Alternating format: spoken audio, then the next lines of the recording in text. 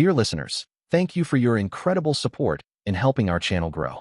We're aiming for 1,000 subscribers, so please support us by subscribing and helping us reach this milestone. Now let's start the story. Flashback, Ben, junior high school, 1 month later. I couldn't believe it. The school didn't blow up, it didn't even catch on fire. I was defeated. The only thing that happened was we had to stand outside in the freezing cold while incompetent deputies investigated things. Shoot. What I did should have destroyed the school, but all it did was get the deputies involved. Thank God they liked me, unlike the attitude of stern Vern, the school principal. I walked up to John, one of the deputies, and asked, "What the heck is going on?" He looked at me, smiled, and answered, "It looks like someone tried, but failed, to blow up the school. We are here to control the current situation until the FBI task force arrives." Darn, I might have really messed up. I continued, "Are you sure you need to call in the FBI?" John answered, "You bet we do. This is serious damn business. The person that tried to blow up the school could have killed hundreds, if not all the students." I tried to plant some doubt, but what if it was one of the students that just played a prank? He shook his head. "It's out of our hands. Whoever did this will surely be caught." Heck, that was all I needed to hear. I watched as they dragged Drunken outside. He didn't even have a coat. I ran over, handed him mine, and said, "Keep warm until they let us back inside." I was used to being cold, and even though I shivered, it didn't much matter to me. Flashback, Major M, undisclosed base. I got back to my office, logged onto my computer, opened up the Word document, and son of a bitch. Every place where Sergeant Reynolds' name should have been had been replaced with mine. No wonder the old man reacted like he did and ordered what he did. This was the final straw. I grabbed the damn computer, picked it up, and slammed it on the floor. It shattered. Flashback, Jens. Shoot, I just lost my connection to Ben's nasty Major's computer. I'm not sure what happened. Oh well. Tomorrow is another day for another targeted attack against the Major. I headed off to bed to thinking about Ben and dreaming about when we would share a bed. Now that was a nice thought, and a very special area began to get warm. Flashback, General Glenn, undisclosed base. I still couldn't believe that the Major took the blame for the serious screw-up with the SGTS. In Russia, that just wasn't like him. Normally, he was as slippery as an eel. It didn't matter since I already had the report in hand to provide the proof if required. And especially as his, but was headed to Russia to fix his damn mess. I secretly hoped that the damn Sergeant Blaine either died or screwed up enough to get his butt thrown out of the Marines. Oh well, it was time for a different battle. It was time to head home. Flashback, Jack, in the hospital. The three of us entered post-op recovery, myself, Masha, and Tatiana. I took one look at Ben, and he looked like death warmed over. No, he looked even worse than that. As we walked to his bedside, I looked at him and tears slipped down my face. How in the hell could I ever make this up to him? I wasn't there, and now he had one foot in the grave and the other foot on a banana peel. Even if he lived through it, how would he handle being blind and being a cripple? Masha helped me to a chair. I sat down, held his hand, and shook my head. I really screwed up, and I hoped I wasn't looking at the dying breaths of a truly heroic man. But then knowing Ben, he would prefer death to being a blind cripple. Then I was amazed by what Tatiana did. Flashback, Tatiana, in the hospital. I looked at this man that I hardly knew, this man that sacrificed his body and possibly his life for others. It touched me because that is the sacrifice that nurses see every day. I looked at his partner as tears fell down his face. For a man to openly cry for another man was true devotion. I looked at my boss Masha, and I could tell she finally fell in love. Yes, she was in love with Jack. I wondered how she would justify this to our bosses. They reacted poorly when we fell in love. Then I examined my own heart, and yes, I knew. Somehow, and in some inexplicable way, I myself had very deep and strong feelings for this damaged man. No, this damaged heroic man. There was only one thing to do. I let down the side rail, crawled into the bed with him, pressed myself against his body, and began again to pray. Flashback, Mira and Ira, in Israel. Our nunnery costumes performed admirably and provided us safe passage from our house of respite. However, as we perambulated around a corner, we were beset by a large contingent of street hooligans. Suddenly, our nunnery costumes became a hindrance. They vocalized toward us like a group of baboons. Safia worried aloud, "I think we are in trouble." Ira replied, "No, I believe these hooligans are preparing to." I finished, receive a proper education in genteel behavior. Ira ordered, katanas for silence. The hooligans charged toward us, but instead futilely impacted upon the cold steel of our katanas. After 8 of them succumbed to our ministrations, the others departed haste of post like a canine splashed by heated water. Present, Mira, in their room. We perceive a knock on the door, and we all gather our weapons. I nod at Alexei. He stands to the side, opens the door, and Ms. Morgan, Ms. Donaldson, and Mr. Reynolds enter our room. I deduce that Ms. Donaldson is extremely agitated about something, so my hand signal communicates a situation of alertness to the others. We are shocked at what Ms. Donaldson says next. She elucidates, "I have had my damn fill of you three, even if you are Liz's bodyguards. You are as of right now on probation, and if you three cause any more problems you will be asked to leave. Now how in the hell did you get into the tunnels?"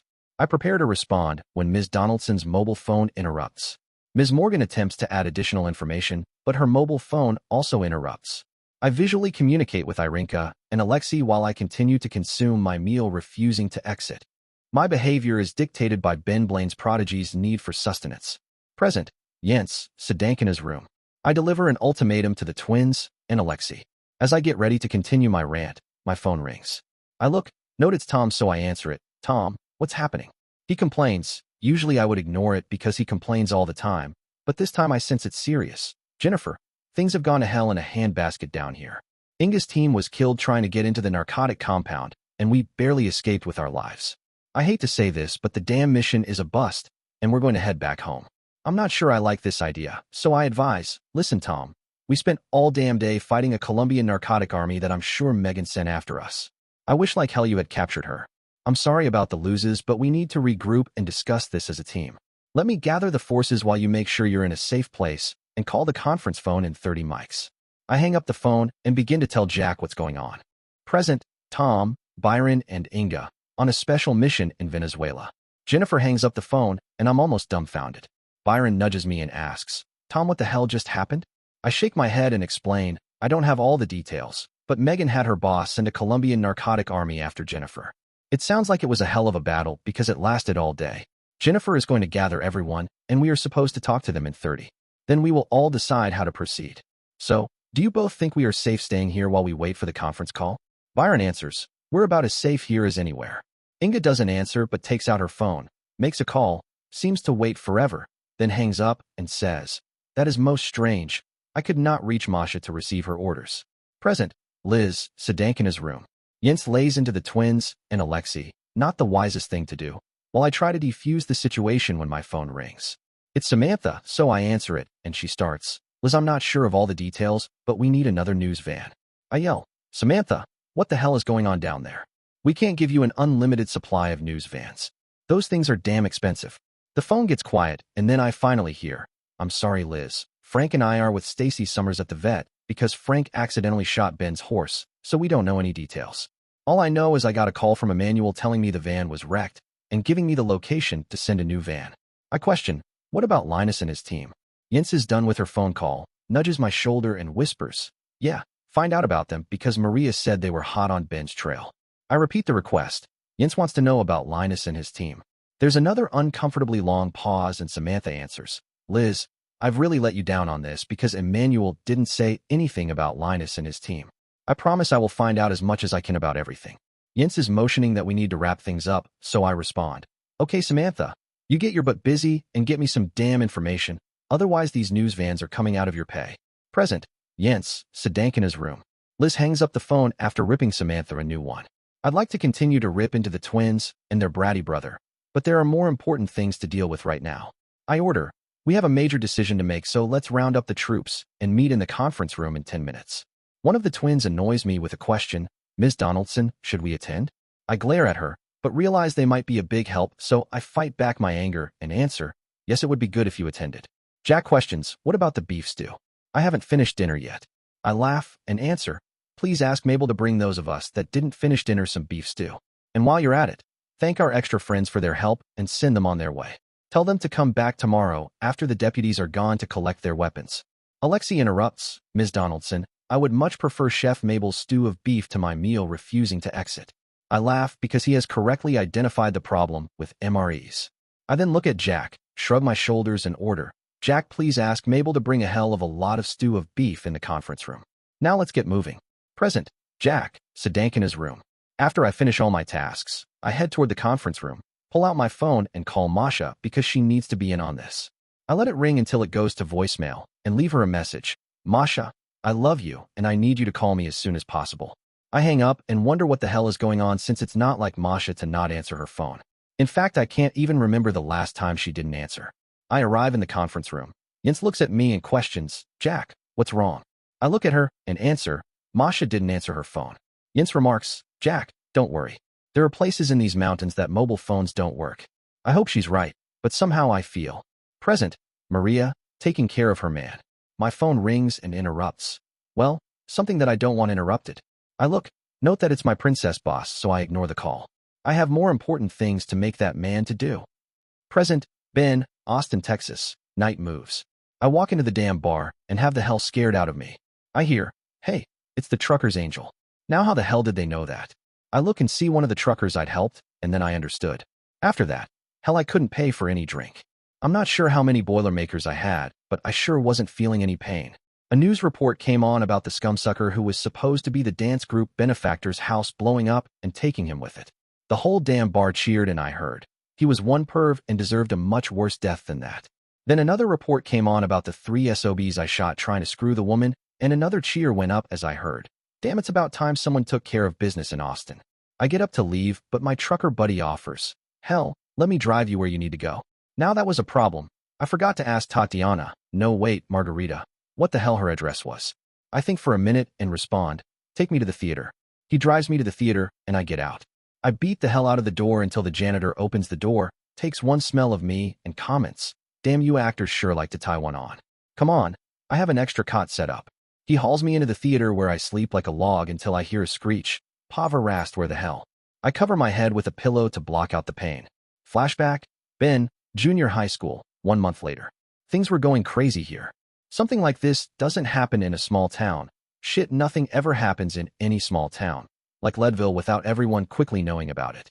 Parents were roaring into the parking lot in their cars. The deputies weren't letting them take their kids home, and it was pandemonium. Parents were yelling at the deputies were yelling back, and then it was made worse because it started to snow. I looked over at Of and felt sorry for him because he was getting his butt royally chewed by Stern Vern. We heard a peculiar sound and finally figured out it was a chopper.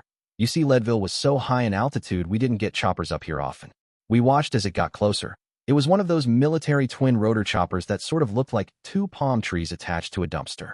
It landed close enough to us that it stirred up the snow and made the cold even worse. By now I couldn't keep my teeth from chattering and regretted giving up my jacket. A couple guys in suits jumped out and headed toward the sheriff. Sternvern saw them and lit out like he was being chased like a swarm of bees. I watched as they had an animated discussion with lots of arm waving. Then I saw something I didn't like. Sternvern pointed toward me. Son of a gun, how did he know? They shook their heads, and he continued to point my way. I was shocked when I felt a hand on my shoulder. As I turned and saw my dad, I was even more shocked. I asked, Dad, why are you here? He answered, shit, I heard someone tried to blow up the damn school and thought I would see for myself. By the way, where's your damn coat? I pointed and explained. I gave it to Of. He nodded. Yeah, that was the right thing to do. Let me get you a blanket out of the truck. He left, and Stern Vern, the sheriff, and the 2 men in the suits walked toward me. I was sure my goose was cooked. They walk up, and Stern Vern declared, just look at the guilty look on his face. The 2 men in the suits interrupted, Principal Totten, just let us handle the investigation. Son, we are from the FBI and have some questions for you. I kicked my foot at the snow, looked down and said, okay. They continued, it seems that Principal Totten feels like you might have tried to blow up the school today.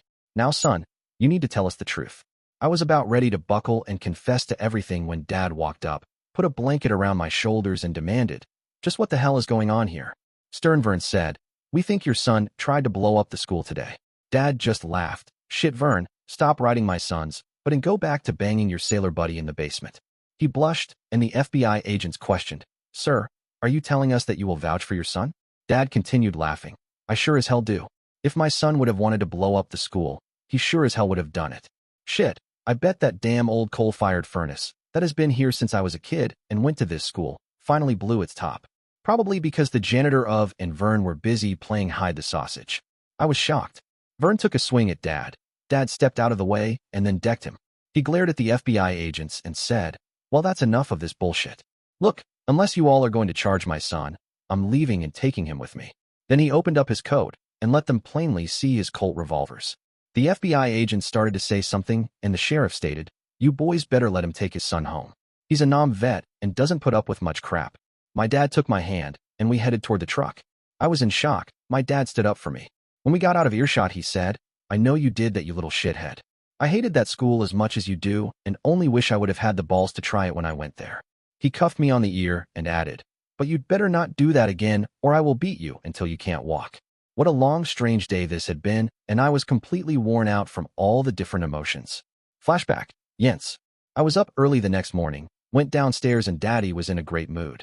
Mom was still in bed getting her beauty sleep, so I offered, Daddy, would you like for me to make you some breakfast? He smiled at me and answered, sure honey, how about a couple eggs, some bacon, hash browns and toast?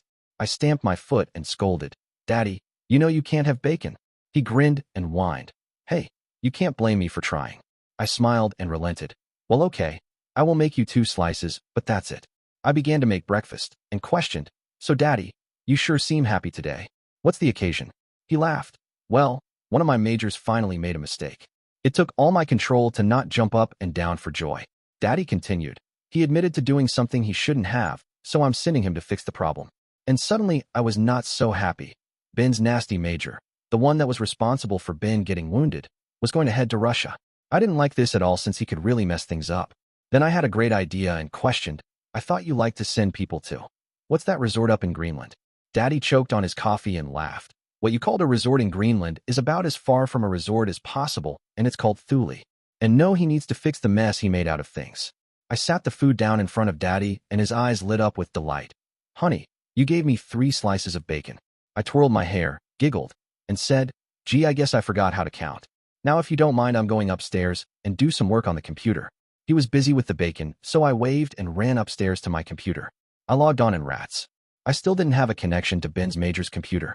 Double Rats. I needed to figure out some way to keep that dang major under control. Flashback, Major M, flying to Russia. I still couldn't believe it. I read the report I gave the old man, and it implicated the hell out of me. I racked my brain. How the hell did this happen? Then it hit me, and I wished like hell I hadn't destroyed my computer. Someone had installed some sort of sneaky virus on it that changed every place where I typed Sergeant Reynolds to my name. I pulled out my mobile phone to call the techs and have them save the hard drive for analysis just as a flight attendant walked by and ordered, don't even think about turning on your phone. You should know better than that. I glared at her and ordered, well, if I can't get any work done, then bring me a couple of those little bottles of bourbon. I added bitch under my breath as she walked away. She came back with them. I looked at them and laughed. It was Bullite bourbon, which wasn't half bad. I twisted the top off one and bit the Bullite. This was going to be one long damn flight. Flashback, Jack, in the hospital. Masha and I cuddled the best we could tonight, but didn't get much sleep. That's the thing about hospitals. The damn nurses repeatedly came into the room all night long and woke us up. One tried to give Tatiana crap. At least I think that's what she was doing, until Tatiana said something to her, and after that she was left alone. There was a hell of a noise that woke us up, and I thought Ben was dying. Tatiana was out of his bed directing things, so I woke Masha and asked, what the hell is going on?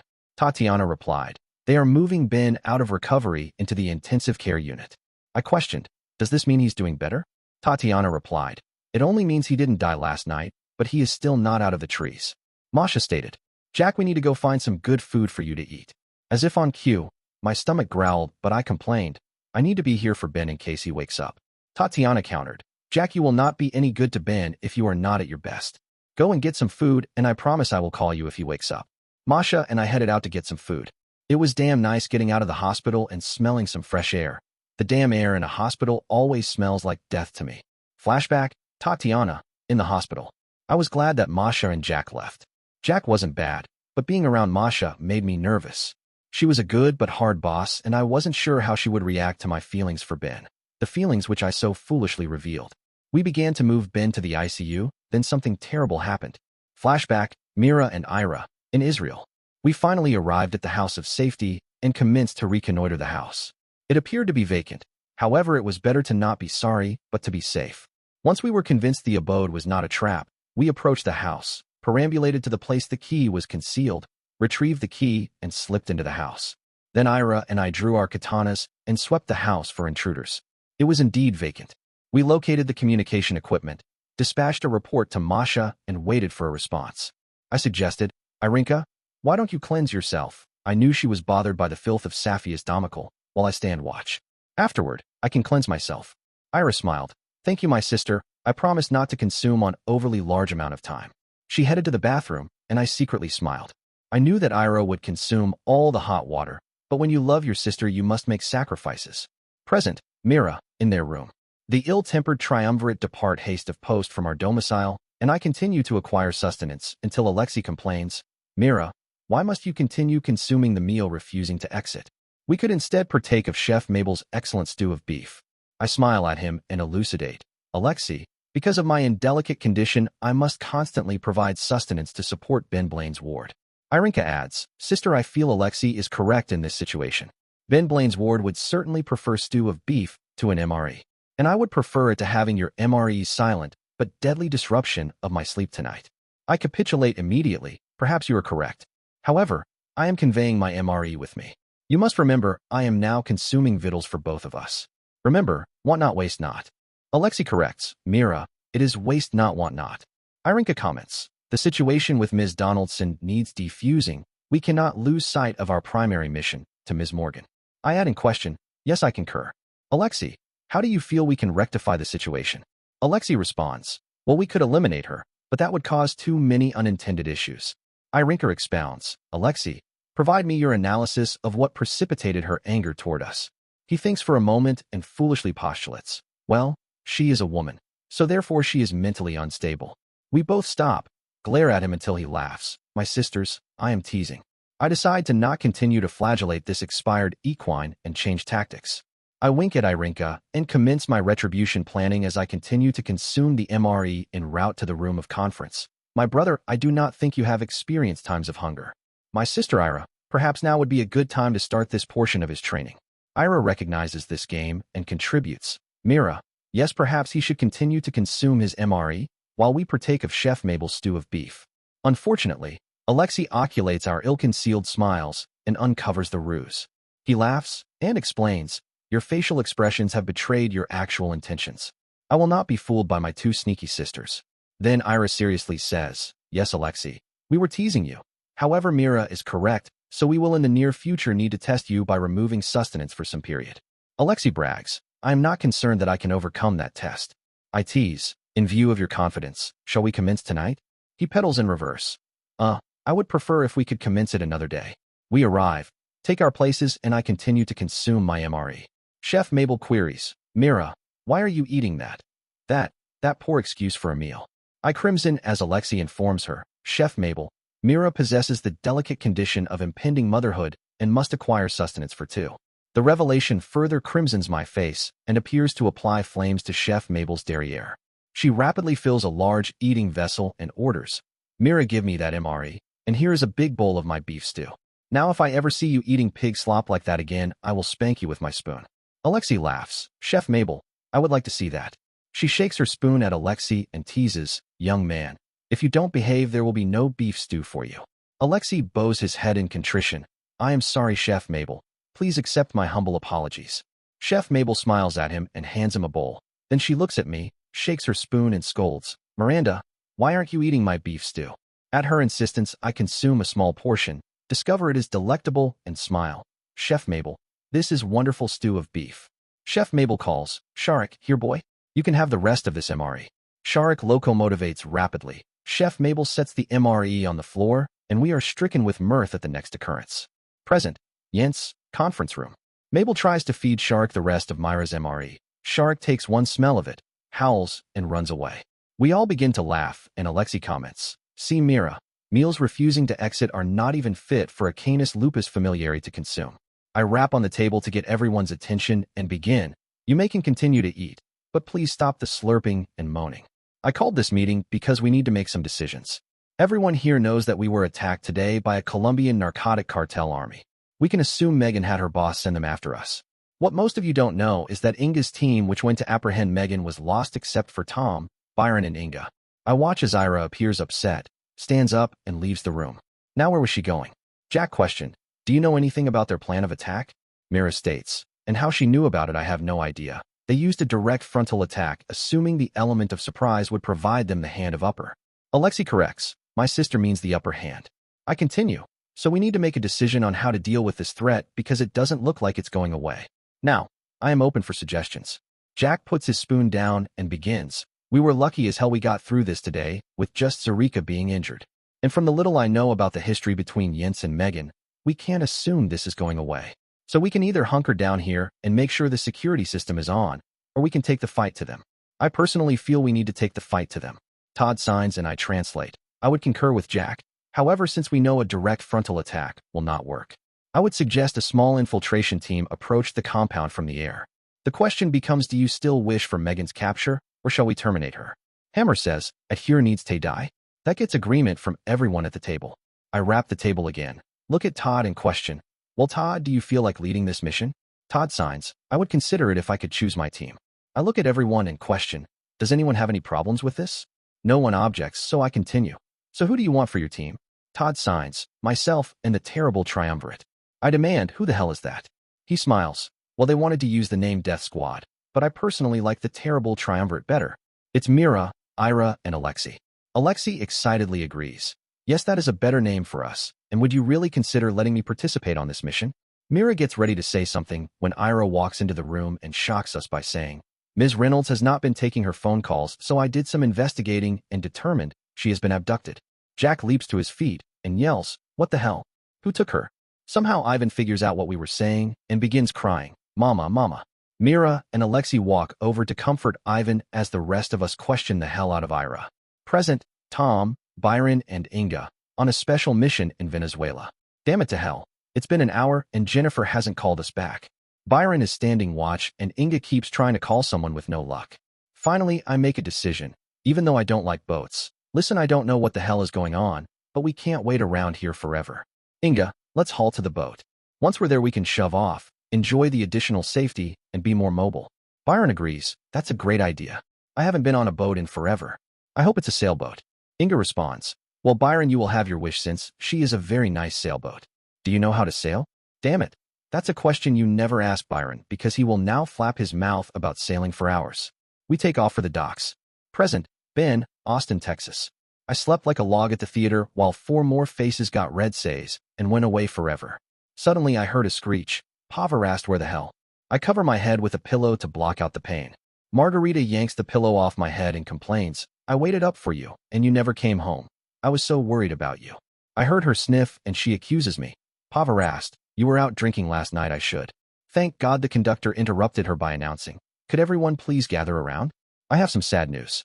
It appears our benefactor's house was destroyed last night by a massive gas leak and explosion.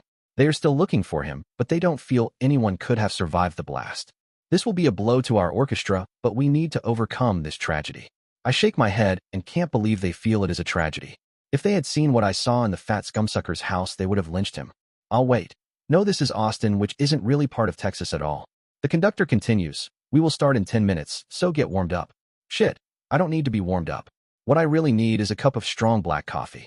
I look around and spot my friend the janitor as he is bringing me a big steaming mug. He says, you look like you need this. I take it from him in gratitude. You're right. I really need this. I slowly sip it and watch Margarita glare at me. This is going to be one long day. Flashback. Ben, junior high school.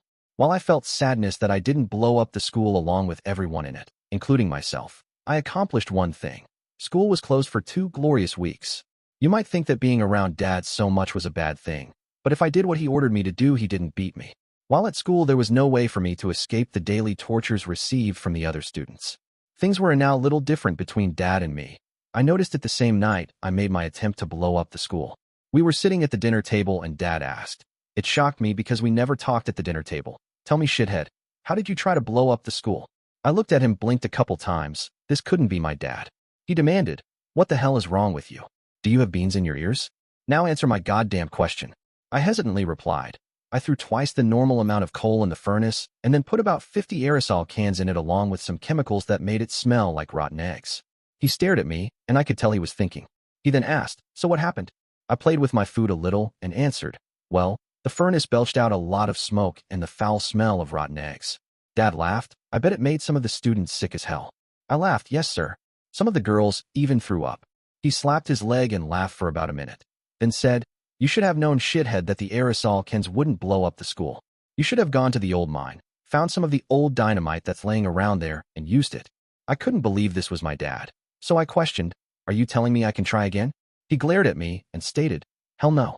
Vern has your number, and he will be watching you like a hawk.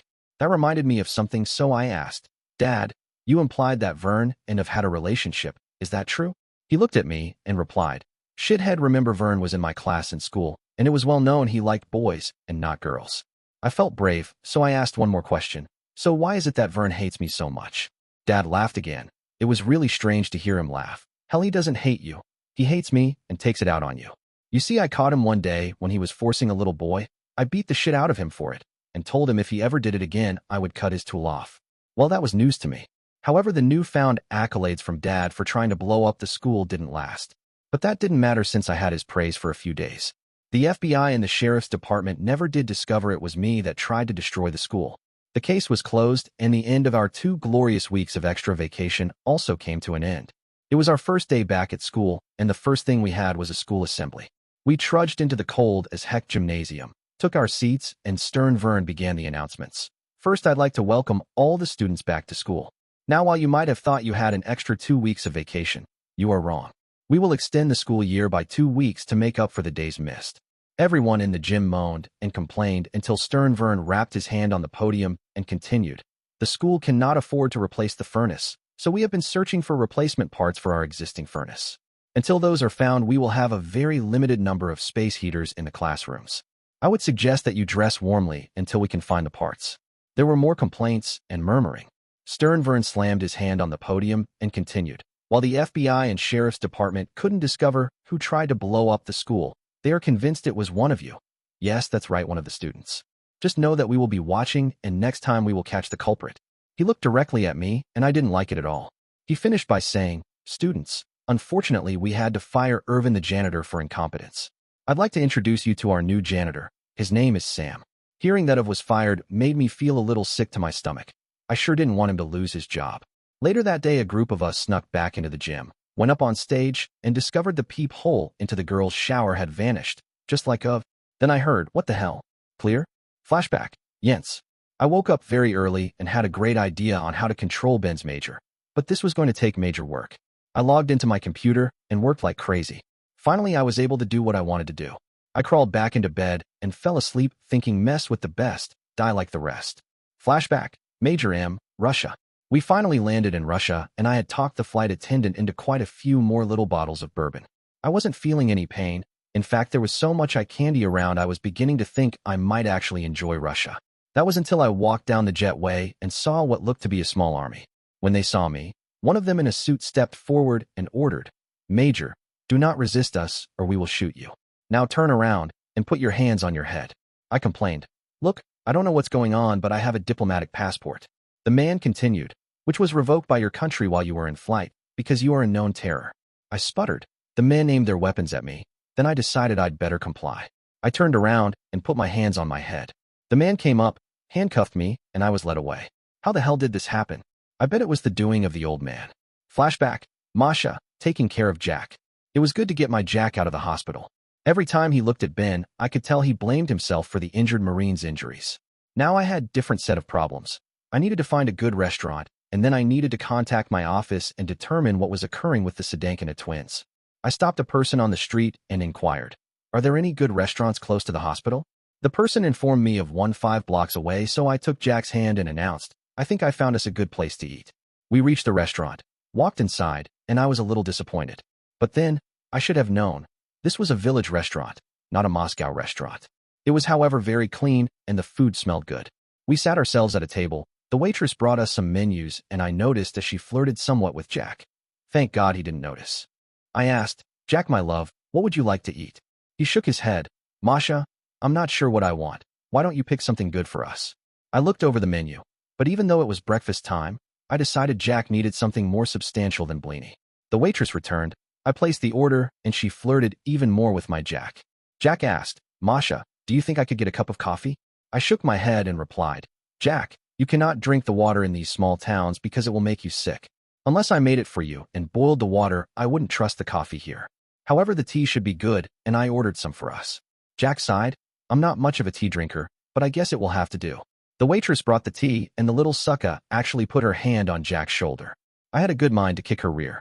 Then she brought out 2 big bowls of borscht. Jack looked at it and questioned, soup for breakfast? I answered. Flashback. Jack, in the restaurant. I was surprised to have beet soup for breakfast and mentioned my concern to Masha. She replied, "Yes, Jack. It has been a long time since we both consumed food, so I wanted a more substantial meal. We are having borscht and meat in a crock." I lifted a spoonful up to my nose, sniffed it, and it smelled really good. I put the spoon in my mouth and discovered it was damn good. I smiled at Masha and commented, "Thank you, Masha. This is really good, and you're right, I haven't eaten in a while. With you making me sick, I need something more than those little pancakes." She took my hand, and it was like electricity shot through it. I brought her hand up to my lips and kissed it. Then Masha surprised the hell out of me when she said, "Jack, do not do that again. There are many germs on the streets and in the hospital, and I do not want you to become ill." We finished the soup, and the waitress brought out these tall urns. I wondered what the hell it was. I looked at Masha, and she informed me, "Jack, this is meat in a crock. I hope you will like it. Make sure to put some sour cream in it." I took the little lid off, and a wonderful smell came out. Then I took a big dollop of sour cream, put it on top, and started to grab the crock. Masha's hand shot out like lightning and grabbed my hand. She warned, "Jack, the crock is very hot. Do not touch it, or you will burn yourself." I smiled and said, "Thanks, Masha. You really take great care of me." I stirred in the sour cream, took my first bite, and I was almost in heaven. Masha smiled and asked, "So Jack, do you like this Russian food?" I stopped between bites and said, "Hell yes, it's great, but I know what I want for dessert." Masha asked, "Jack, what would you like for dessert?" I grinned at her and said, "I'd like you for dessert." Then I chuckled as Masha turned about 10 shades of red. Our breakfast was interrupted when my phone rang. Flashback, Tatiana, in the hospital. We started to move Ben from recovery to the ICU when his ECG went crazy. He was coding. I yelled, "Get the doctor and the crash cart." Then I jumped on top of him and began to perform CPR. The doctor and the crash cart arrived at the same time. He glared at Ben and demanded, "When did he start bleeding again?" I replied, "Doctor, the blood is mine. It's from all the cuts on my hands." The doctor had another nurse relieve me. Then we started into the normal emergency routine used when someone crashes. Flashback, Ira and Mira, in Israel.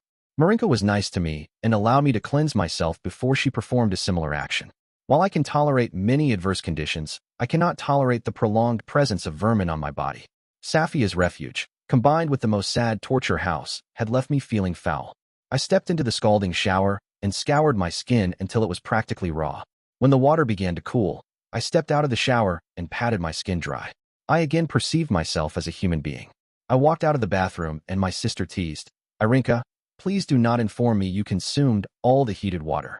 I uncharacteristically giggled. "Certainly, Marinka, I will not inform you of that factoid because you cognate that is my operandi of modus." My olfactory senses detected a pleasing aroma, so I questioned, "Marinka, did you prepare sustenance?" She responded, "Yes, Irinka, come and partake with us." We began to consume our repast when our activity was rudely interrupted. Present, Jack, conference room. Ira drops a bombshell. Masha has been abducted. Ivan somehow figures it out and begins to cry. Alexei and Mira comfort him while I rush to Ira and demand, "What the hell?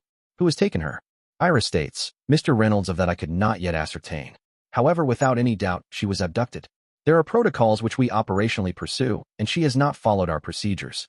Ira opens her mouth to continue when Jens interrupts. "Perhaps there were problems transporting Zarika to the hospital?" Ira glares at Jens and says, "Present, Ira and Mira, conference room. Ms. Donaldson is an annoying female Saluki. First she threatens to force us to leave her compound, as if she could possibly do that, and now she doubts the veracity of my words. I glare at her and respond, I cognate my assistance is not appreciated. I will continue with my repast. I park my derriere at the table and commence to consume this wonderful stew of beef. Jack further demands, "What the hell are you doing? Tell me what you know." I glance at him, continue to consume sustenance, and inform him, "Mr. Reynolds, someone has gravely insulted us today. Her actions have demonstrated that we are not appreciated. Our primary mission is the protection of Ms. Morgan. Every time we attempt to render other assistance, that certain person immediately takes offense. So henceforth we will only perform our primary mission. My sister Ira has played this hand masterfully. I am waiting for the results, and I do not have to wait long." Mr. Reynolds glares at Ms. Donaldson and begins to yell at her. Ms. Donaldson yells back, "Present, Liz, conference room. Okay, this bullshit has gone on long enough." Yes, Jens was, and has been too heavy-handed with the twins, which is something you simply don't do. Everything works much better if you treat them with respect. And now it's come full circle and bit her in the butt. Ira has incited a fight between Jack and Jens, and I'm going to fix it. I step between the two of them and, "Present, Todd, conference room. Liz Morgan makes the mistake of stepping between Jack and Jennifer just as Jennifer takes a swing at Jack. Liz Morgan goes down like a sack of potatoes. That is a tactical blunder as Ira jumps up from the table and Mira heads toward Jennifer. I need to contain this situation, so I do the only thing I can. I put both fingers in my mouth and let loose with an ear-splitting whistle. Then I knock an arrow and draw my bow. Everyone stops and looks at me as I rotate my aim point between Jennifer, Ira, and Mira to let them know I mean business. Jack unnecessarily explains, I think Todd wants to make a point. I nod my head, look at the three women, and determined that I had temporarily quelled the fight. I slowly release the draw on my bow as Ira helps Liz Morgan up. I begin to sign, and Jennifer translates. I am disappointed in all of you. You call this a team even though you bicker and fight so much. Jennifer, you have been hostile toward Mira and Ira because they threaten your position as the alpha female, and consequently, you have not utilized the assets that they bring to the table. And Mira and Ira, you need to be more open with your intelligence. We were lucky today that only one of the team went down. We could have lost everything because you chose not to share. Jack interrupts, Todd, what the hell does this have to do with finding my wife? I turn toward Jack and sign as Jennifer translates. I was getting to that. I observed S.A. Hotchner slip out of here this afternoon, and I have a good idea that he's responsible for the disappearance of Masha. Jack swears, I'm going to kill that scumsucker. I grin and continue. Well, you could probably do that, but then you would go to jail and your family would lose their father. Besides, you do need to step up and take more of a leadership role on this team. You know Ben better than anyone else, and they should be listening to you. Jack questions, what about that scumsucker Hotchner? I smile and sign. Don't worry about him. He's my problem, and when I get done with him, he's going to wish he'd never done this. Mira and Ira offer, Todd, we would be happy to assist you. I look at them and sign. No, the best thing for you to do is to instruct Alexei in the use of the bow for our upcoming mission. Now I am tired, and I still have work to do tonight to get Masha back here. Everyone else here needs to make up with each other. Good night. Present. Jens, conference room. Todd leaves the room. Well, that's a first. Getting told off by a mute person. But damn him, he was right. I look at the Liz and apologize. Liz, I'm sorry I accidentally hit you. Liz answers, I forgive you, but you really need to control your temper. I look at the twins and admit, I guess I have been too hard on the two of you. I will try to do better. Please forgive me. Ira says, Ms. Donaldson, I feel Alexei needs to be included in your apology. Alexei speaks, but first, Ms. Donaldson, I need to apologize for the prank I played upon you. I smile. Yes, you're right, Alexei is included. Mira questions, Ms. Donaldson, will you reconsider the probation? I nod. Yes, of course I will. Present. Jack, conference room. Okay, this is beginning to feel like a damn tampon commercial. I look at everyone and order, if we're done with all this touchy-feely crap, let's sit down and get to work. I take my place at the head of the table. We just start working when Yen's phone rings. She looks at it and curses, shit, it's Tom. I forgot to call him back. I order, put it on speakerphone. Present, Tom, Byron, and Inga, on a special mission in Venezuela. Jens answers her phone and apologizes, sorry Tom, we were busy with an emergency. You're on speakerphone right now. I hear everyone say hello, and I explain. Well, when we didn't hear back from you, we hightailed it to the boat, and are now cruising off the coast a short distance. So what's the plan? Jack answers, Tom, we do have a plan for you, but we can't tell you over an insecure phone. I hear one of the twins interrupt, Jack, we can send a private and secure message to Inga. I respond, that's all fine and good, but what the hell is our mission? Jack answers, your mission is to wait until you receive further instructions. Now that's all I'm going to say over the phone. Then he hangs up on me. I look for Byron, but he's having a ball sailing this boat. So I find Inga and say, I guess you're going to get some sort of message about our mission. She checks her communication system and comments, yes, here it is now. After she reads it to me, I look at her and with a raised voice say, they have got to be kidding. She shakes her head and replies, no, one of the twins sent this and they would never joke about something like this.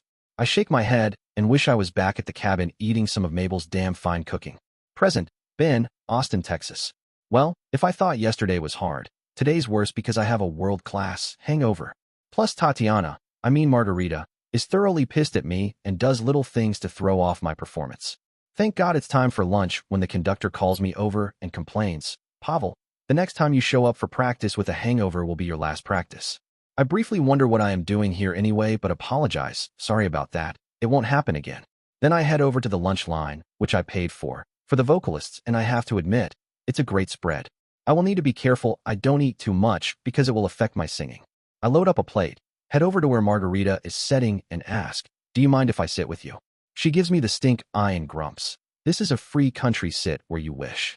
I sit across from her, smile and apologize. Sorry for not coming back to your place last night. But I forgot where you lived. She glances at me. And the drinking? I smile and explain. Yeah, I ran into some old friends in a dive of a bar, and then next thing I knew I was drunk. Probably because I don't drink that much that often. Now if you want to continue to be pissed at me, that's fine. I will find someplace else to stay. I catch a bit of worry in her eyes and she answers. Well, you did apologize. That is more than most Russian men would do. Pavel, I forgive you. Lunch is over, and the rest of the practice goes much better. We head back to Margarita's apartment and go inside. I begin to load up my tactical vest again when she gives me a dirty look and whines. Don't tell me you're going out again tonight. I shrug my shoulders and say, Margarita, this is something that I have to do, and I know you don't understand it. She says, well, this time take my address so you don't get lost. She writes down the address. I tuck it in my pocket, begin to head out the door when she says, I want a goodbye kiss first. I relent, and she gives me a hell of a kiss that damn near makes my toes curl. Then swats me on the butt and promises, I will be waiting for you. I leave and think, yeah, that's the big problem. You will be waiting for me. Flashback, Ben. I was remembering when I tried to blow up the school, but all of a sudden the memory was interrupted and I heard, clear. Then it felt like 100 electric eels shocked the hell out of me. I opened my eyes but couldn't see shit because they were covered with bandages. I tried to sit up, but I couldn't do that either, so I yelled, what in the Sam hell is going on? All this was done as I thrashed around on the damn bed. Someone touched my arm and a female voice ordered, Ben, you need to calm down. You were in surgery, and if you continue to fight, you will cause further injuries to yourself. I demanded, who the hell are you and where the hell am I? She answered, I am Tatiana. I removed you from the school building and then served as your flight nurse. You are at a regional medical clinic recovering from major surgery. I continued with the questions, and what about Jack? Tatiana answered, no, we were here with you all night, and they just stepped out for some breakfast. I will call them if you would like. I thought for a moment, and I was damn sure that they was Jack and Masha, and I decided to not bother them. So I replied, no, that's fine. Jack and Masha need some time together. Then I asked the hard question. Flashback, Tatiana, in the hospital. I was impressed with several things about Ben. First, his Russian was excellent and very close to a native Russian speaker. Second, he was alert enough to know when I used the term they that I meant Masha and Jack. And finally, because he was so alert after the ordeal he went through. He then asked the question I knew he would ask, Tatiana, what are the extent of my injuries? I touched his shoulder and stated, I am sorry, Ben, but that is for your doctor to discuss with you. He complained, damn nurses are the same no matter where you are. They do all the damn work and the doctors get all the credit. I was surprised that he acknowledged how much work nurses performed, but I needed to correct a false assumption. Ben, I do not know how, but God must have blessed you because Vladimir Putin's private doctor came here and performed your surgery. I have never heard of that happening before. Now we are going to move you from recovery to the ICU. The orderlies pushed the post-op gurney toward the ICU while I kept my hand on his shoulder. I was shocked when he brought his hand up and put it on top of mine. Flashback, Jack, in the restaurant. I was having a much better time sitting in the restaurant with Masha because while I was in the hospital, every damn time I looked at Ben, I felt like hell. I just embarrassed the hell out of Masha when I told her I wanted her for dessert when my phone rang. I looked at it, didn't recognize the number, but figured what the hell so I would answer it. The minute I answered it, I knew it was a huge mistake. I heard, Sergeant Reynolds, this is your major. I've been detained in Moscow as a terror. So where the hell are you? And don't you dare pull that bad phone connection crap on me again. I took a deep breath and replied, sir, I'm here with Ben, making sure he recovers. The major ordered, well, you'd better do something to get me the hell out of this prison. I questioned, did you call the embassy yet? He yelled, hell no. I didn't have their goddamn phone number, and the scumsuckers here wouldn't let me use a phone book. I laughed under my breath and slightly taunted, you didn't write the number down before you came here? Perhaps that was the wrong thing to do, as he shouted. Hell yes, I did. But the scumsuckers took my travel book away from me now. The phone went dead. I guess he ran out of time or they cut him off. Masha gave me a quizzical look and I explained, that was my major. Apparently, he's being detained in Moscow as a terror and wants me to help to get him released. I pulled out my travel book with all the contact numbers and said, sorry about this, Masha, but I need to call the U.S. Embassy. She smiled at me and stated, Jack, that is fine. If you don't mind, I need to go find a computer and check in with my work. Please stay here until I return. I touched her hand and promised, I'm not going anywhere without you. She got up from the table and left as I called the embassy. Flashback, Masha, leaving the restaurant. This was perfect as I needed a distraction so I could determine what was occurring with the Sedankina twins. But before I left, I needed to complete one task. I found that little sucker waitress, pulled her to the side, flashed my fake FSB badge at her and threatened, "Listen, you little bitch, if you flirt with my man again, you and your whole family might end up in a Siberian gulag. Now where can I find the closest internet cafe?" I could see the appropriate amount of fear in her eyes as she quickly disclosed the location of a nearby establishment. I walked toward the door, but stopped by Jack on the way and delivered a hell of a kiss. I made it to the internet cafe, again flashed my FSB badge, and ensured the premises were cleared. Then I sat down and logged in remotely to my office server. Finally, I had an email from the twins. As I read the message, my blood began to boil. Those stupid Mossad idiots deserved whatever retribution the Sedankina twins provided them. I calmed myself, thought for a few moments, and composed new orders for the Sedankina twins, then dispatched a scathing email to the Mossad generals. Flashback, Ira and Mira, in Israel. I experienced a glorious shower and was partaking of Myra's excellent repast when the communications server rudely interrupted. I glanced at Mira and she directed, "Continue your consumption, Irinka. I will oculate the message."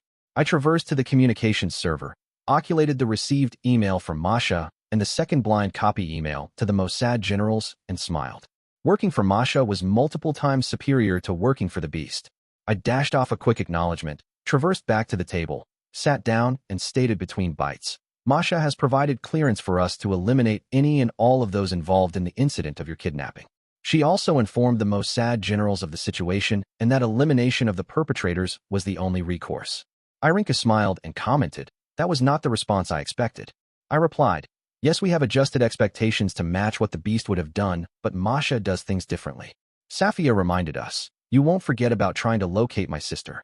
I smiled at her and declared, "Of course not. Our promise is our bond. We will work on this problem after our repast and after my shower." We finished dinner and Ira offered, "Marinka, you cleanse yourself and I will cleanse the eating implements." I traversed to the bathroom, delighted in a glorious shower, and contemplated how best to solve the problem of Safia's missing sister.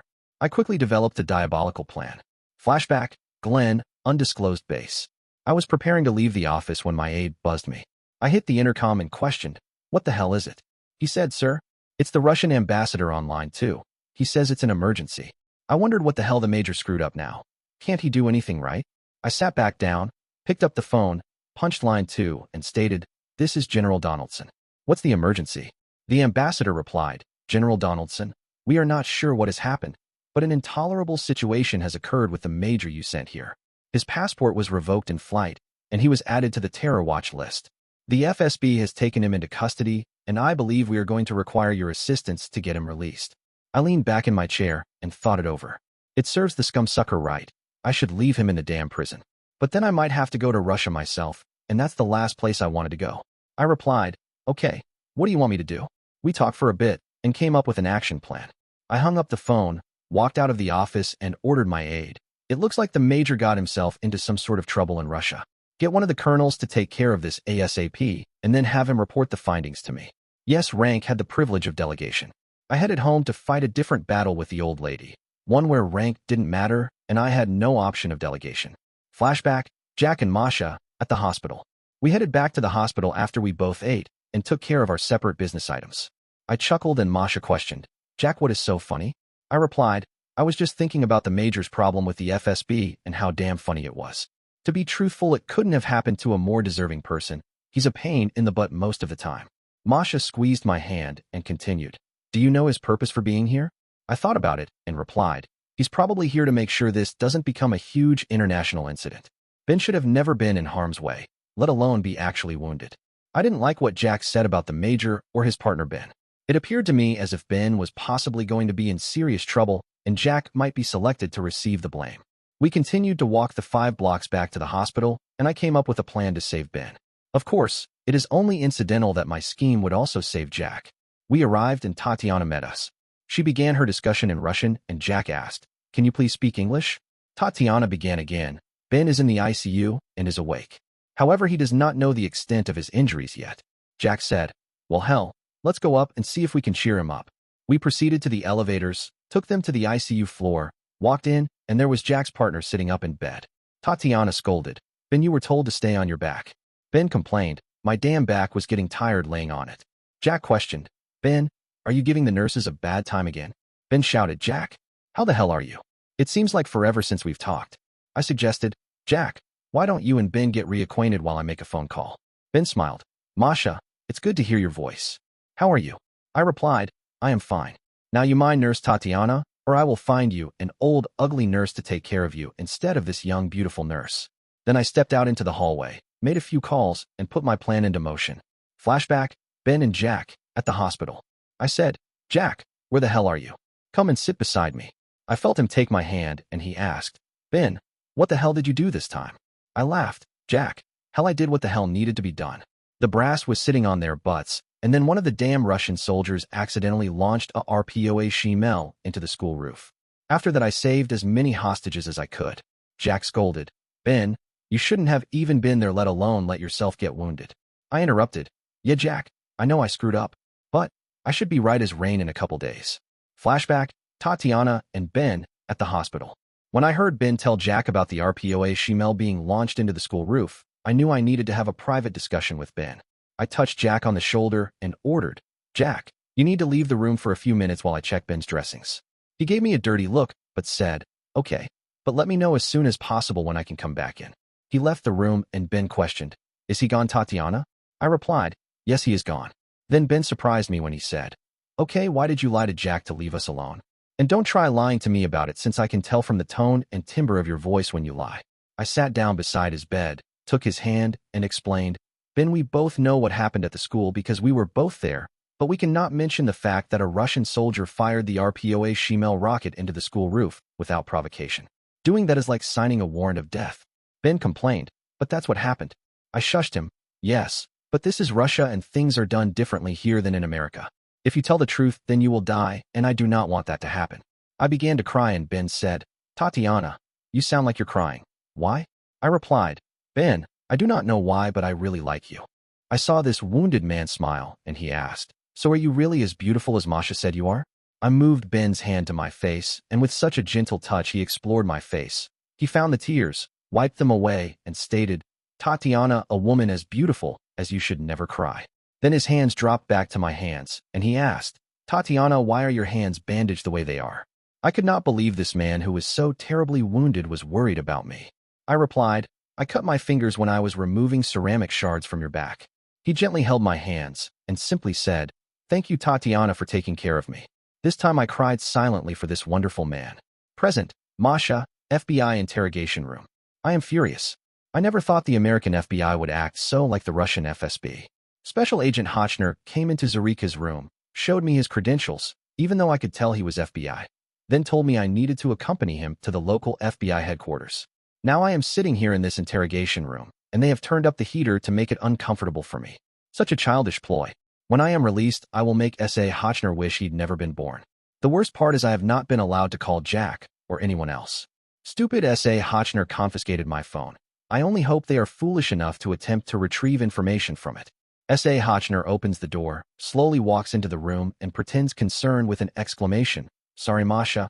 I didn't realize someone had turned the furnace so high. Let me fix that first, and then I have some questions for you. Analyzing his action, I realize he just turned on the air conditioning full force. Again, such a childish ploy. He sits across from me, smiles, and proceeds. Okay, Masha, I think we need to talk. So what can you tell me about the battle at Ms. Donaldson's cabin? I initiate my featureless facial facade and reply, I have not given you permission to call me by my informal name. You may refer to me as Ms. Reynolds. I am sorry, but I do not have any idea of what you are talking about. I was in the cabin busy tending my son. He laughs. Come now, Masha. I glare at him, and he corrects himself. Come now, Ms. Reynolds. Surely you had to have seen something. I reassert my previous statement. I repeat now, and will continue to repeat every time you ask me. I do not have any idea what occurred outside Ms. Donaldson's cabin. As I expect, he changes the subject. Well, Ms. Reynolds, if you don't want to talk about the battle at Ms. Donaldson's cabin, perhaps you'd care to tell me what your relationship is with the Sedankina twins and their brother? I smile and explain as if to a child. They live with us at the cabin, and occasionally they watch my son Ivan. He frowns and questions. You do know they are spies, don't you? I let my facial facade slip to show surprise and counter. S.A. Hochner. That is news for me, since I have been informed they are Ms. Morgan's bodyguards. Perhaps you should ask her these questions? And the game of cat and rat continues. Special Agent Hochner needs to be very cautious because this cat has claws he doesn't know about. He begins the next question when we are interrupted. Present, Todd, headed to Denver. I knew that S.A. Hotchner was up to no good when he slipped out of here, and once I heard Masha Reynolds was abducted, I knew he was responsible. He was famous for pulling tricks like this. Unfortunately, he and the FBI didn't know what I knew about Ms. Reynolds. She was not one to be trifled with. And he could very well end up on the wrong side of the grass when this was over. It's a long drive to Denver, and when I arrive at the FBI building, I am shocked at what I see. Present, Jack, conference room. With everything settled for the night, and with Todd going after stupid Hotchner to set my wife free, I look at everyone and announce, I sure as hell don't know about you all, but I'm tired. However, before we all head off to sleep, I'm thinking we need to have people stand watch tonight, because I'm not sure there still couldn't be some of the narcotic cartel army out there. Jens agrees. I agree with Jack, and I will stand the first watch. Then I'm surprised when I hear, we will fulfill the patrols the remainder of the night. I look and see it's the twins and Alexei. I question, are you sure? Alexei replies, yes, Captain Jack, sir. We will divide the night evenly between us. I reply, I'm not a damn captain, and I'm sure not a sir. I work for a living. Alexei laughs and teases, whether you like it or not, you are our de facto captain, sir. I was too tired to fight with him, so I answer, I'm headed to bed. Jens, it might be nice if you show the twins and Alexei how to operate the alarm system. Present, Jens, standing watch. I yell after Jack, sleep well, captain. He flips me the bird as he and Ivan leave. Liz looks at me and questions, are you going to be okay with the twins and Alexei? Alexei chimes in, oh yes, Ms. Morgan, she will be fine. After all, she is our lieutenant. I correct and repeat Jack's admonition, it's lieutenant, and I was and never will be a lieutenant. Besides, I've worked harder than Jack for a living. He grins, salutes and states, yes sir, our lieutenant. Like Jack, I'm too damn tired to fight him, so I order, well, if I'm the damn lieutenant, then come over here, so I can instruct you on use of the alarm system and assign a code to each of you. I instruct them, assign their codes, then admonish, Alexei, this isn't a toy or a game console. He salutes and replies, oui, mon lieutenant. I reply, well, get some sleep. I expect one of you here in 2.5 hours. This time the three of the salute and say in unison, oui, mon lieutenant. Then they smartly turn around and leave. Sharik comes up to me, nuzzles my hand, and I promise, okay boy, I will get out our secret stash of cookies. He does his doggy pirouettes. I go to the wall safe. Yeah, after Yasmin stole our cookies, I now keep them in the safe, open it, and retrieve the precious bag. I order, sit boy. He sits. I toss him a cookie. He snaps it out of the air and devours it. I take 2 out of the bag for me, but he eyes me soulfully and whimpers. I grin at him and say, all right. I pull out a second cookie, and this time I say, you need to work for this one, so sit pretty. He sits up. I hand it to him. He gently takes it out of my hand and then gobbles it down. I giggle. I'm not sure which one of us likes these cookies more. But I tell you what, if you're a good dog tomorrow and don't chase Anastasia, I will bake some homemade cookies. He gets excited and does his doggy pirouettes, then it's time for us to get down to business. Yeah, I figured I might as well stand watch, especially since I haven't been sleeping worth shit lately. I'm amazed I don't have black bags under my eyes. I check in the mirror, and I'm relatively happy with what I see. Yeah, I'd sure like to have a bigger chest. Then I remember how Ben used to tell me that anything more than a mouthful was wasted. Damn him, and damn his old Major Mike anyway. Since he was programmed by damn Mike for survival, he was now running away on me. I think about finding him. Then I remember the dream I had with Steven Tyler and Aerosmith when I caught Ben and what I did with the gun. Yeah, now that's going to be great when I finally catch Ben. The alarm beeps. I check the screen and see it's Anastasia the Fox. Thank God this alarm is smart enough to ignore smaller-sized targets, otherwise everyone would be awake by now. I scan the rest of the property, but don't see anything. So I say to Sharik, well boy, it's time to walk the perimeter. I grab my coat, night vision goggles, rifle, pistol, and the transponder that lets the alarm know who I am and key my access code. I head to the front door and admonish, Sharik, Anastasia is out here, but we're on patrol, and you can't chase her. Do you understand me? He whines and bows, and I figure that's a yes. We open the door and go outside and find it's a lovely, cold mountain night. The moon isn't up yet, and the sky's so clear you can see the Milky Way. I slip on my goggles, flip them on, and begin the sweep. We clear the front of the house, get halfway around the back when Sharik begins to growl. I scan the area, but I don't see anything. I question, Sharik, what is it? He continues to growl, backs up against my leg, and I can feel him trembling. Something has him frightened. Present, Ben, Austin, Texas. I reload my tactical vest and weapons, head out into the night, but Margarita stops me at the door and says, I want a goodbye kiss first. I relent, and she gives me a hell of a kiss that damn near makes my toes curl. Then she swats me on the butt and promises, I will be waiting for you. I leave and think, yeah, that's the big problem. You will be waiting for me. I'm not sure what, but something. No, the night is calling to me. Or perhaps it's avoiding the imminent physical threat of Margarita. What the hell is it with women nowadays? It seems like they all want to take me to the sack. And they want action right now even though my mind is focused on other things. Hell, if I wanted a woman, I would go back to the best woman in the world, Jens. I let my mind wander, and present, Jens, standing watch. Son of a bitch. I'm connected to Ben again at the absolute possible worst time. Something is giving Sharik the heebie-jeebies. I cry a little as I am forced to block him out of my mind. Then I realize what the hell Sharik is growling at, and wish I had a bigger damn rifle. I open fire, and hope like hell this mouse gun will stop this. Present, Ben, Austin, Texas. Damn, I made a mistake, and let Jens connect to my mind again. That hasn't happened since the elephant hunt dream at the bunker. I'm shocked when she breaks the connection and I realize that she was in danger from something. What the hell? I know I should go to her. I try to force myself to start walking toward the bus stop, but my feet just won't move. What the hell is wrong with my head? Why can't I go back and see her? I'm frozen until I hear, let's get that scumsucker. I turn and identify my quarry for the night. Present, Stacy, at the vet's. Damn it. I just get back to sleep after Samantha's call to Liz wakes me, and I have to get up and pee. Being pregnant sure isn't any fun. Even though I try to be quiet, it wakes up Samantha and Frank. Samantha questions, Stacy, is everything okay? I grump, yeah, I just have to pee again. She continues, do you need me to help you? I continue to grump, hell no, I can pee by myself. But if you have a gun I could use, I would appreciate it. I hear them move, then Samantha holds out her hand, and I grab a pistol. I question, this isn't the gun that shot Bo, is it? Samantha says, no, Stacy, that one is mine. I tuck it into the back of my pants and say, by the way, I want my rifle and revolvers back as soon as possible. Then I head outside. Present, Samantha and Frank, at the vet's. After we're sure Stacy's gone, Frank asks me, honey, why did you lie to her about the pistol? You know that's what I shot Ben's horse with. I smack him on the arm and declare, sometimes men are so dense. She wouldn't have taken that gun if she knew it was the one that shot Bo. He yawns, oh yeah, I guess you're right.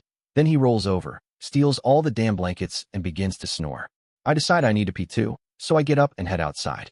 Stacy hears me and challenges, who the hell is it? I answer, it's me, I need to pee too. She replies, present, Stacy, at the vet's. Samantha comes out to pee and ruins what is one lovely night.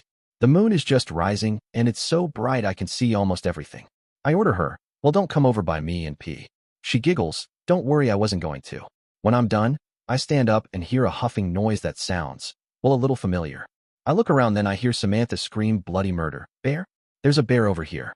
I run toward her and try to keep from laughing, because this time she's the one caught with her pants down. I get over there. She hysterically points and demands, shoot it. I sniff and right away know who it is. I begin to laugh and Samantha declares, are you crazy? Shoot the damn bear.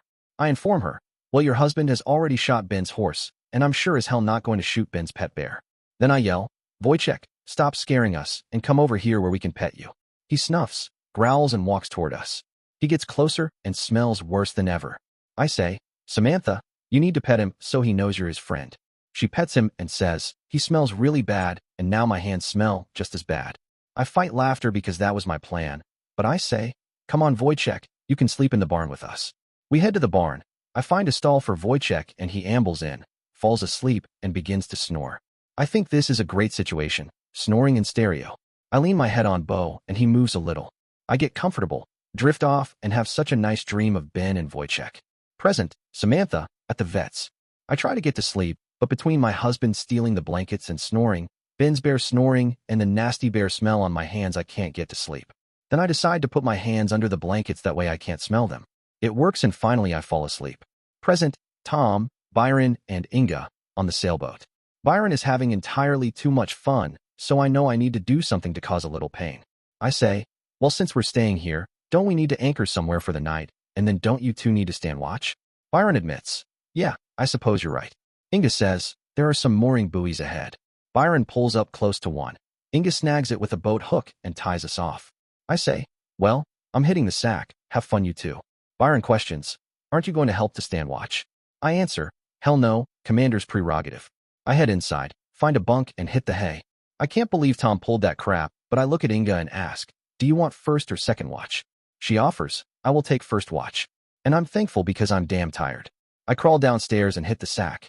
Now that I'm alone, I can grieve for the comrades lost in today's battle.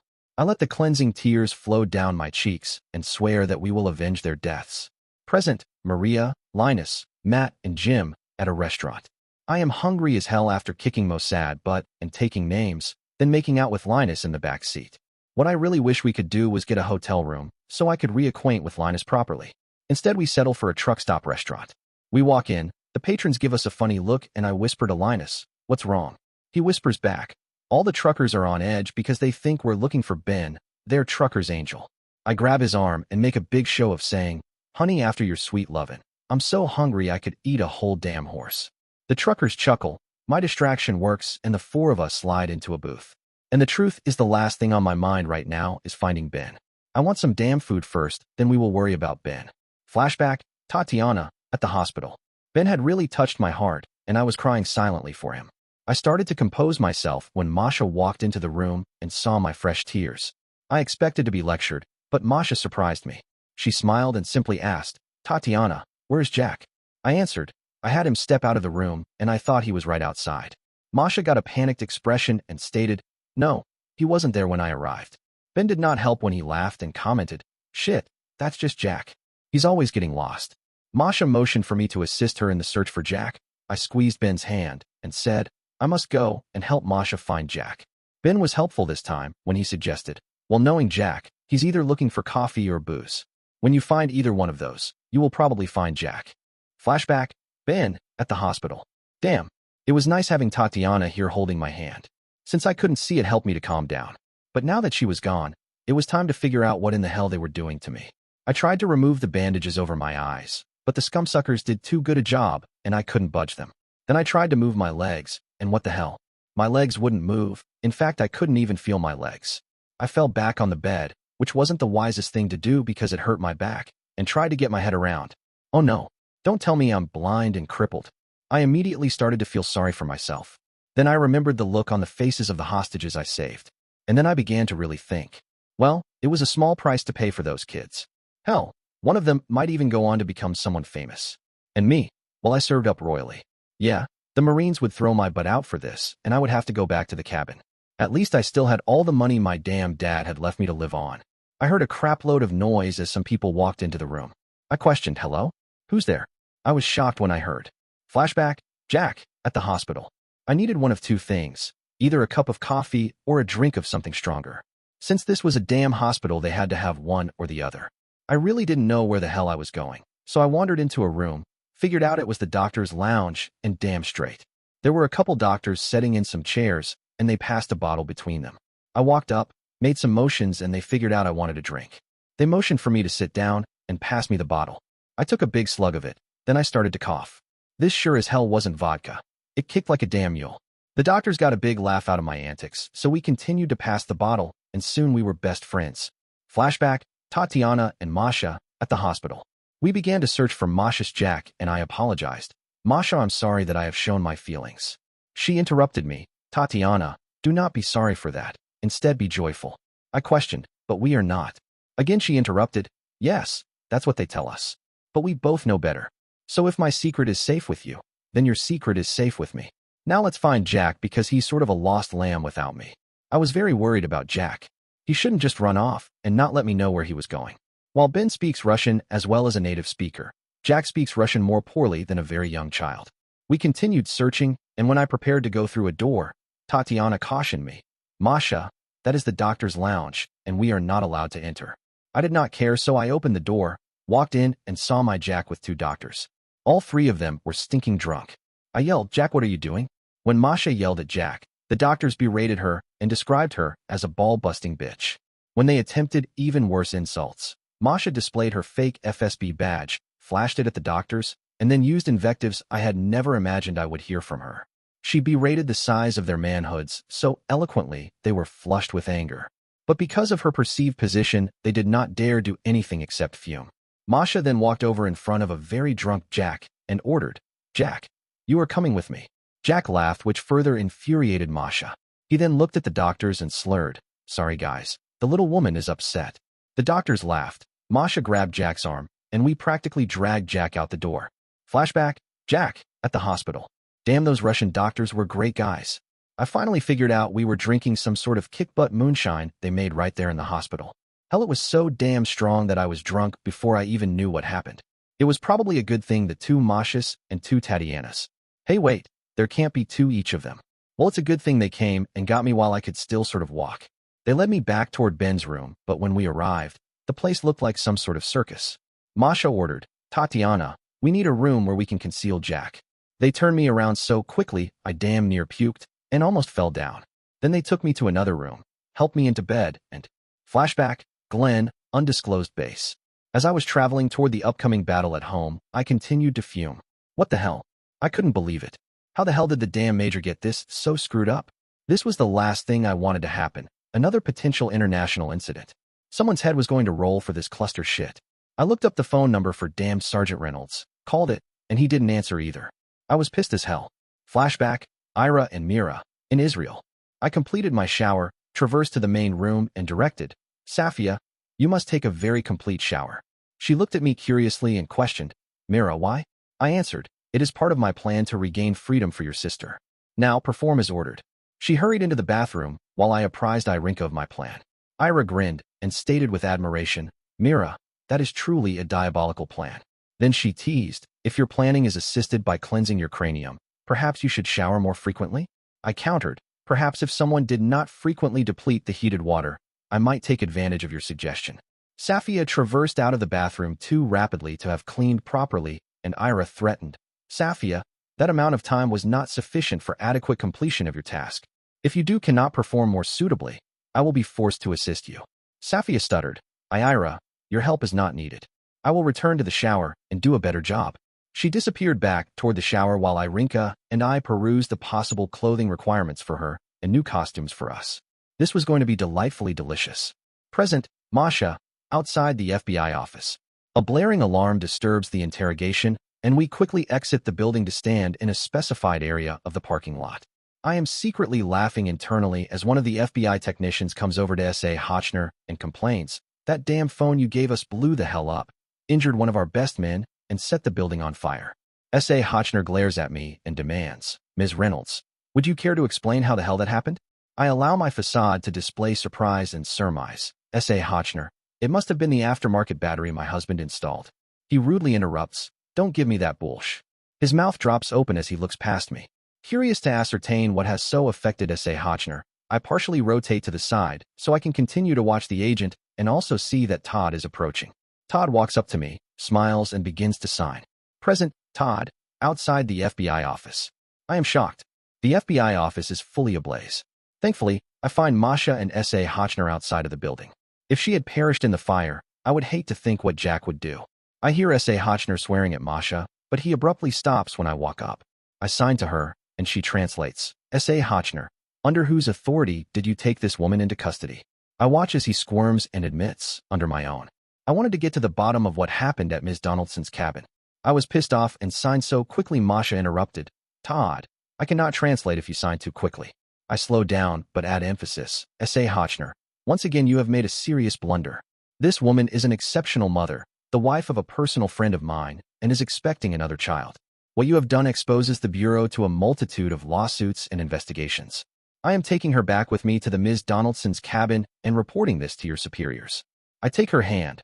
We walk toward my car as S.A. Hochner whines. Well, find out why in the hell she had a rigged cell phone. That's what caused the fire. That question I did not need to ask her because I already knew why she had an exploding cell phone. For the same reason I and the terrible triumvirate have exactly the same type of phone. Masha says, Todd, thank you for coming to my aid. I was about ready to. I interrupt and sign. Masha, I know what you are capable of, and I'm thankful you practice such restraint. But do not mention such a thing where many unfriendly ears are present. She questions, Todd, might I use your mobile phone to call my husband? I take out my burner cell phone, hand to her, and sign. You may keep this until you get a replacement. She answers, thank you. Then she dials her husband. Present, Jack, at the cabin. My cell phone rings and wakes me out of a troubled dream.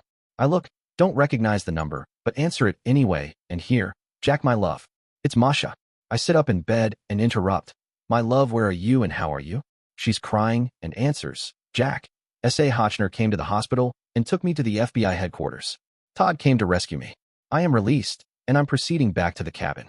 Ivan wakes up and yells, Mama, Mama. I hold the phone up to his ear. He begins to giggle. Then I take the phone away. He lies back down and promptly goes to sleep.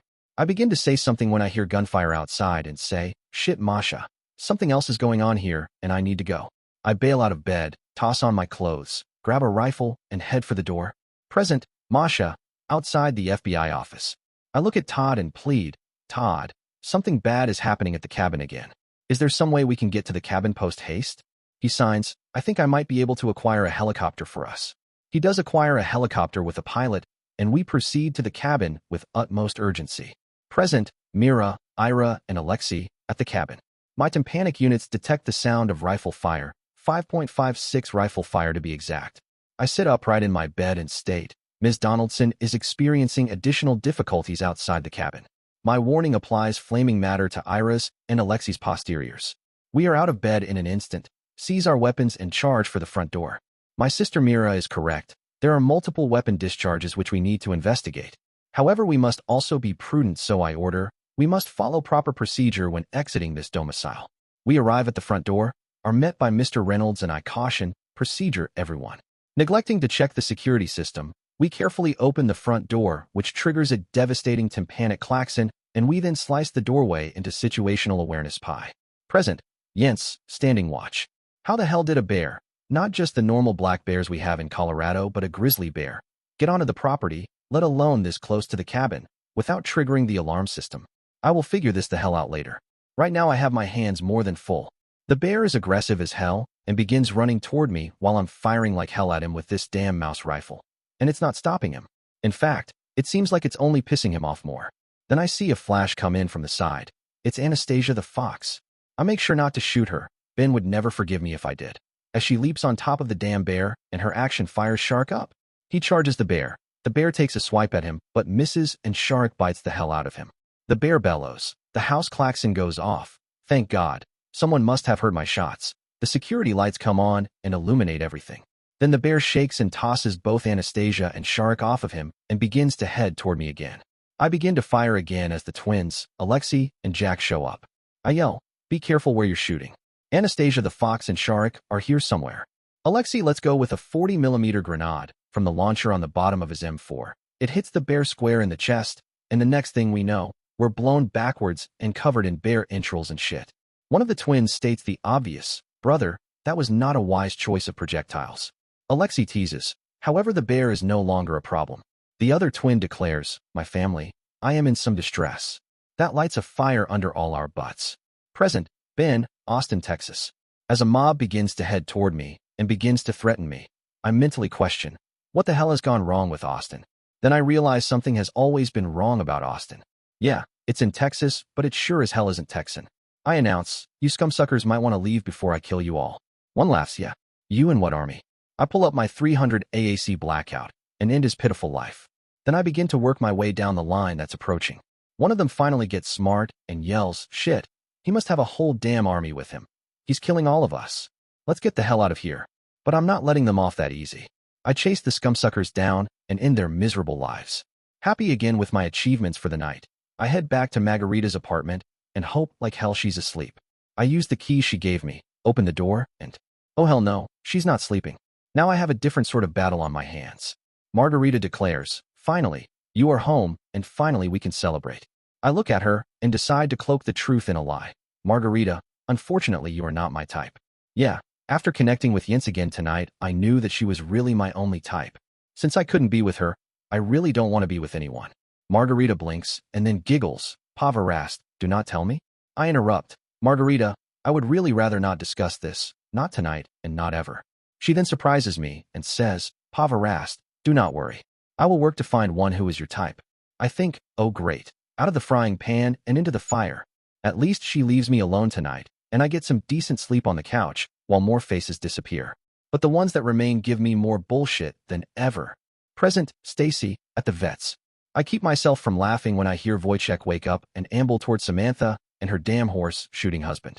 I know what the hell he's doing, and for once it's not with me. Thank God. It takes forever to get that bear's stench out of your hair and clothing.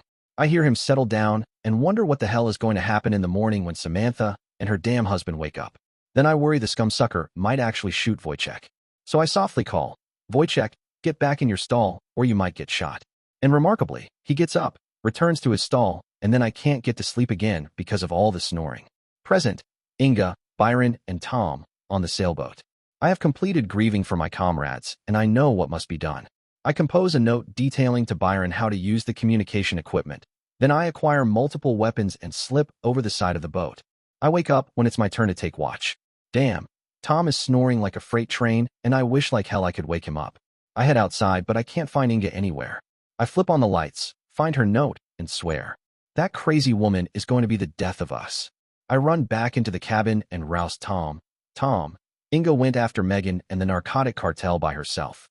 He jumps and complains, damn Byron, you're going to give me a heart attack. I declare with certainty, Tom, we have to go after her. He shakes his head but admits, damn it, you're right. We gear up and head back into the mouth of hell. Present, Maria, Linus, Matt, and Jim at a restaurant. When I'm finally full, Matt and Jim give me an amazed look and Linus begins to laugh. I demand, what the hell is so funny? Jim states, I'm sure as hell not telling her. Matt continues, Linus, she's your girlfriend and your responsibility. Linus gives me a sheepish look and explains, Maria, the guys are amazed because for once someone ate more food than they did. I immediately answer in anger. Are they trying to say I'm fat? They both counter, oh hell no. We would never call you fat. I look at Linus and question, what the hell is going on and why do these guys act like they are afraid of me? Linus admits, well Maria, after they saw what you did to the Mossad, they are afraid of you. I decide to have some fun so I shout boo. They practically fall out of their seats, but then I laugh and promise, well, just make sure you take good care of my Linus and you will never have the problems the Mossad had. They say yes ma'am. And then I decide I like this newfound power. I then bring up the 300-pound gorilla. Okay, what the hell are we going to do about our primary mission? Linus looks around and suggests, let's discuss it in the car. We head out to the car, Matt and Jim take their seats, Linus and I resume our position in back, and somehow I again forget about our primary mission. Dear listeners, next part of the story will be released soon. Please share your thoughts in the comments section below and don't forget to like, share, and subscribe.